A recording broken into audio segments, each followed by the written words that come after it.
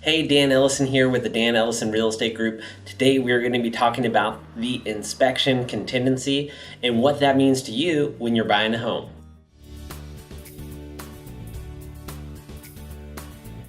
All right, so the inspection contingency period is by far one of the most important ones, and there's 4 key points that we're going to cover here that will help understand this process a little better. So number 1 is the time frame. What is the time frame that is allowed for this inspection contingency period? And standard inspection contingency period is 17 days. Nowadays in this market, we are seeing inspection contingency periods go down to 14, 12, or even 10 days depending upon the property and how much activity is on it. That just helps the transaction move along at a faster pace. Number 2, what is inspected? So you're going to get physical inspections. Typical inspections would include a home inspection, a pest inspection, a roof inspection, and if it's an older home, you may want to consider doing something like a sewer line inspection or a chimney inspection to make sure you understand the condition of all parts of the property.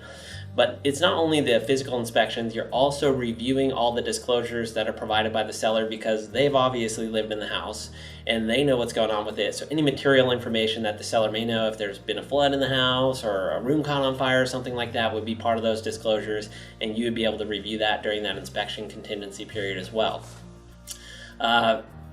Number 3, what happens if I discover something? So if you do a home inspection report and there's something that comes up on there that he highlights and it's a concern for, or he mentions it to you and it's a concern for you, or a roof inspection is done and there's a bunch of repairs that need to be done.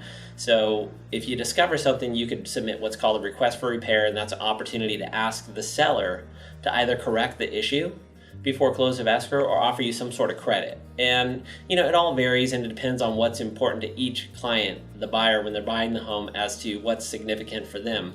Now, we're not asking for small stuff, cosmetic stuff like, hey, we want a credit for painting the house, or we need to put in new countertops. All that stuff is already known when you first see the house, so you're not really asking for things that are already known while you're walking through the house. Typically, only things that are discovered through inspections and whatnot is what would be included on this request for repair. And the seller really has 3 options. They can agree to do everything, they can agree to do some of what you're asking for, or they can agree to do nothing. And then at that point, it's up to you, the buyer, to determine how you'd like to proceed. Obviously, if they agree to everything, then you're just going to fly through it.